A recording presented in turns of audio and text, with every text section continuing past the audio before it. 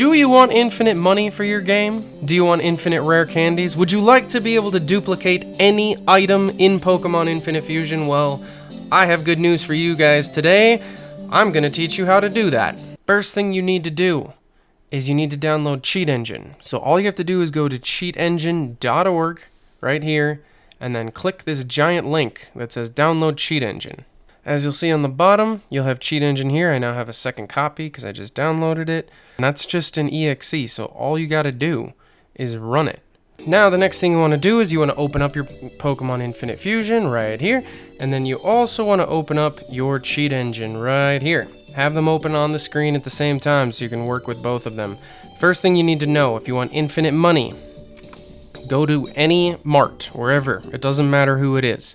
And just so you know how much money you have. See, if you can see your money here, I gave myself a lower value just for the sheer sake of showing this video off and making it a little harder for myself. Once you're on that screen for Pokemon Infinite Fusion, you're going to want to go to Cheat Engine. Just leave it open. Don't close it out. You're going to see this little thing flashing here where my cursor's moving around. You're going to click that, and then you have these options here. Look through this list here that you got going on. Select Infinite Fusion as your option. Once it's highlighted, you're going to want to hit open. Sometimes they'll give you the option to load the associated table. Unless you're making tweaks to an individual thing, I just hit no. Here's the important thing, and this is how you're going to do every single one. See that number that you got up here for your money? You're going to want to put that into the value box. But it needs to read it differently. But all you have to do every single time you put that number in there is hit a times, which is the little star icon, 2, and then you hit +1. So to find the value within the code, you have to hit the value, multiply it by 2, and add 1 within the hex value here. So the first thing you want to do is hit first scan, and you're going to see a bunch of numbers pop up right here. See all these numbers here that are in this list? Now what you want to do is find out which number differentiates from the rest in the list. So the important thing here is you have to change your number to find out which one of these is the proper code. So now you go back into your game and just buy something. It doesn't matter what you buy. So I'm going to buy some DNA splicers here. That's going to change my money by 300. The number has now changed. So my money is now 4,699. Now I go back and I look at the list. Oh, and look what we have here. So now I kind of lucked out at this point. There's only one option that it could be.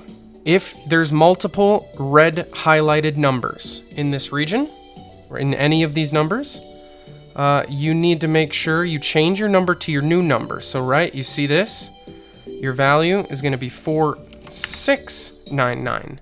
Now once again, this is based on your money, not my money. You need to make sure it's your value specifically. And then I would hit next scan. And the next scan is going to open it up, do the exact same thing. Hopefully on this next go around, you have only one red line. And you just keep doing that and keep changing your money until you only have one red line. Once you get one red line, you need to highlight that line, like I did here, and then you need to hit the little red arrow. If you can see the red arrow right here. Hit the red arrow, go down, and now it's down in this value, right? Now you have the ability to change that value to whatever you would like. So now if I want to change this value to 9999999, a million nines because it's irrelevant, we hit 999, boom, now you get your new value. Now it's changed in the game. So you want to do is back out of the store and then go back in and buy. And look how much money I have. I have 705 million Pokebucks. That's a little bit easier. What I want to also show you guys is how you can get unlimited items. To get unlimited items, like I have here, I have a ton of rare candies, right? So I'm not going to use rare candies because that's going to be fairly easy. The bigger the number that you have, the easier it is to locate that red line. Let's do this with just Swift Wings. You're going to need one that has 2. You need 2 because you have to manipulate this number. You know how you change the money from one value to another value? You have to change this value from one value to another value in order to determine it. So if you only have 1, like this Moo Moo Milk here, you're not going to be able to do it because you can't change that value. It is stuck at 1 or 0, and 0 is not a value we want. So if you want to duplicate your rare candies, you need at least 2 to do this. you do the exact same thing I just told you in the value box, but this time, think about the value. You only have 2. So the same thing, it's 2 this time. So you hit 2 times 2 plus 1. Same thing. And you're going to do a new scan. So don't hit next scan. Make sure it's brand new, because this is a brand new item. We need a brand new scan. So I hit new scan. And then after I hit new scan, I have to hit the first scan to get the very first scan. Now look what we got. A lot of 5 values, an absolute ton. So this is why it gets a little bit harder to make this work. Now what you need to do, because you need to change this value, take your Swiftwing, give one of them to any Pokemon. Doesn't matter which one. Now you have 1 Swiftwing, right? So what you're gonna do here is go into the value box, change that number again. Now you only have 1, right? So you do 1 times 2 plus 1, because there's only 1. But don't hit a new scan, because now you're in your scan. You hit next scan. Boom. And look at all those red numbers you got for next scan. So these are all the changes. But now we have a bunch of them, right? So unfortunately we can't narrow it down yet, but that's fine, because all you have to do is repeat the process. Take the item from your Pokemon, the Swiftwing,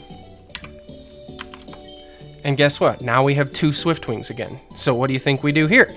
We change that 1 to a 2, because now we have 2 Swiftwings. So now it's 2 times 2 plus 1. And this time we hit next scan again.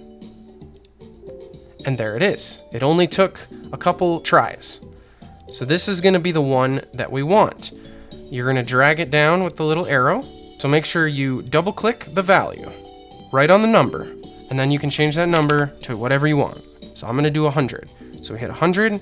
Now we have 100 Swiftwings, which is going to be less than 100. If I exit out of the bag, and then I go back into the bag, it crashes.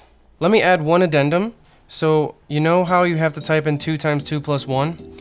You need to make sure the value that you have down here is going to be an odd number. You got to be able to subtract 1 and divide by 2. That's why my game crashed. So now I've done this again with my ability ball, which I've narrowed it down to the one that it is, and I've changed the value to 101 instead of 100. Now, so it was at 2. Now we exit, go back into the bag, and it's at 50. So the game's going to crash if you don't do an odd number.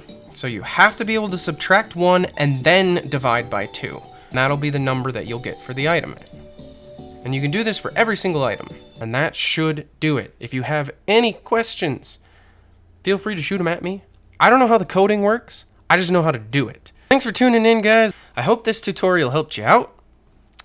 And thanks for watching all my videos, and I hope all of you have a great rest of your day.